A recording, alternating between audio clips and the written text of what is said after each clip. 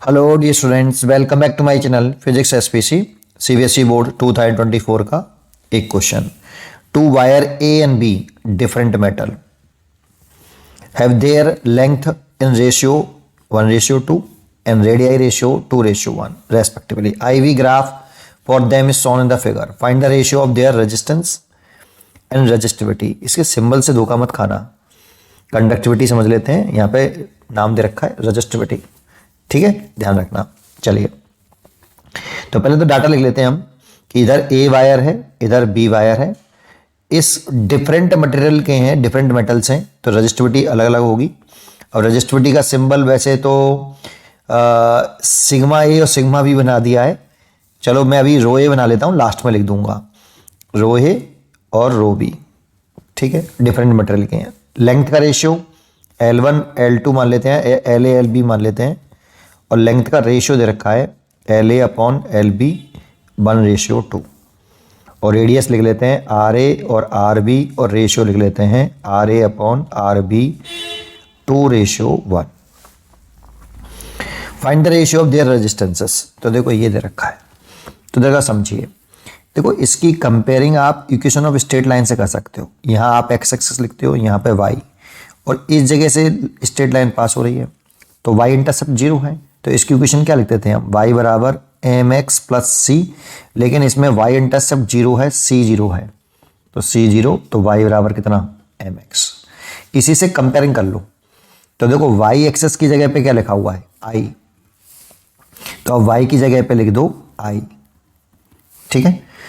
x की जगह पे क्या लिखा हुआ है, x की जगह पे लिखा हुआ है v, तो x की जगह पे आप लिख दो v, और m slope of straight line होता है tan थीटा, तो ये लिख दो आप tan थीटा। अभी फॉर्मूला बना लेते हैं, प्लस c की वैल्यू कितनी 0, y इंटरसेप्ट 0 है, जानते हो y इंटरसेप्ट क्या होता है, स्ट्रेट लाइन y एक्सिस को जिस पॉइंट पर काटती है, जैसे यहाँ काट रही है, तो यहाँ से लेके ऑरिजिन तक की डिस्टेंस को y इंटरसेप्ट बोलते हैं। इसमें तो यहीं पे काट रही है ऑरिजिन पर, तो ऑरिजिन से ऑरिजिन तक की डिस्टेंस 0 हो जाएगी, तो ये 0 हो गया।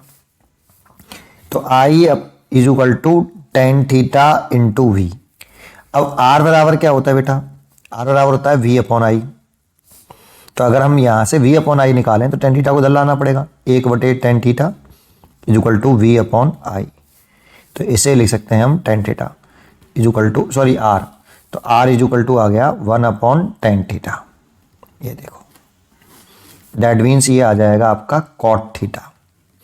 अब बच्चों को कंफ्यूजन होता है कि सर R बराबर 1/tan थीटा नहीं होता, cot थीटा नहीं होता। एक चीज़ और समझो, छोटी सी एक बात, अगर इनको इंटरचेंज कर लें, यहाँ लिख लें I और यहाँ लिख लें V, और फिर ऐसी ग्राफ बना दें, और ये एंगल ले लें थीटा, ठीक है।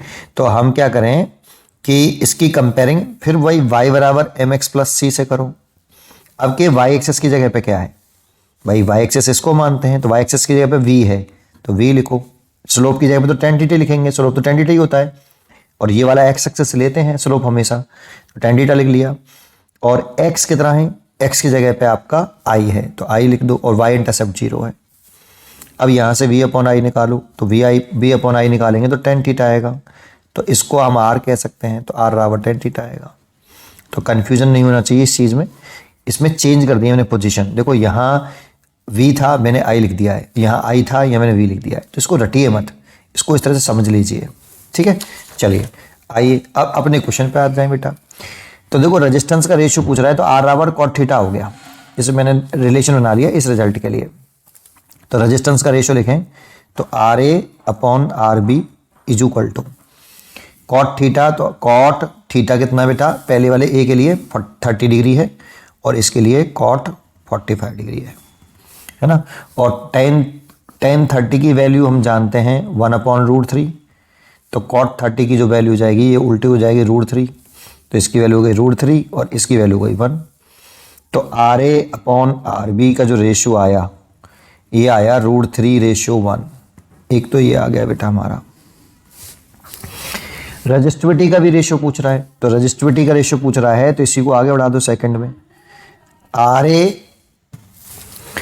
RA की वैल्यू अपॉन RB की वैल्यू है ना, इज इक्वल टू, इसमें फॉर्मूला लगा लो। देखो रेजिस्टेंस बराबर होता है resistivity upon length upon area of cross section.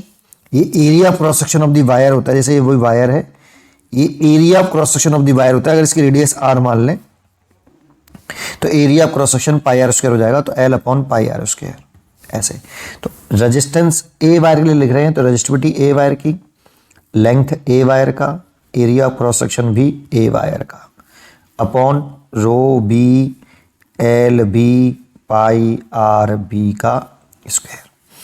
तो पाई से तो पाई कैंसिल हो जाएगा। ये रेशियो हमने रखा है √3:1, रो ए अपॉन रो बी ये हमसे पूछा है, और ये हो जाएगा L A upon L B, और ये आर बी वाला ऊपर पहुंच जाएगा तो R B upon R A का होल स्क्वायर।